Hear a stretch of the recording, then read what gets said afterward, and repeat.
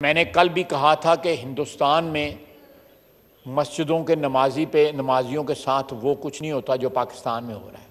ना इजराइल में मस्जिदों के नमाजियों के साथ वो कुछ होता है जो पाकिस्तान में हो रहा है। हम बड़े फ़ख्र के साथ कहते हैं कि सबसे बड़ी इस्लामी मुमलकत है जिसकी बुनियाद जो है वो कलमे पे है, ला इलाहा इल्लल्लाह मुहम्मद रसूलुल्लाह पे हमारी बुनियाद रखी गई है।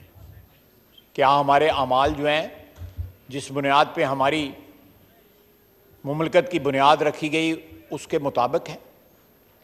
क्या कोई दूर का भी रिश्ता नाता है उस कलमे के साथ या उस दीन के साथ?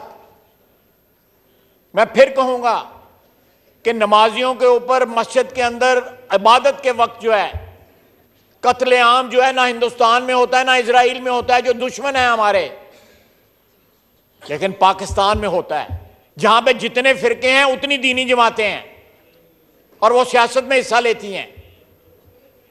हम सियासतदान भी कभी कभी कंफ्यूज हो जाते हैं कि किनु किनु खुश रखिए। मैं किसी की दिल आज़ारी नहीं करना चाहता, लेकिन ये हकीकतें हैं। इसको जब तक कौम जो है वो फेस नहीं करेगी, हमने आज से 1.5-2 साल कबल जो है इन ब्रीफिंग्स के नतीजे में जो भी फैसले किए गए वो कोई इस हाउस ने मंजूर नहीं किए थे, यहां पे कोई डिबेट नहीं हुई थी।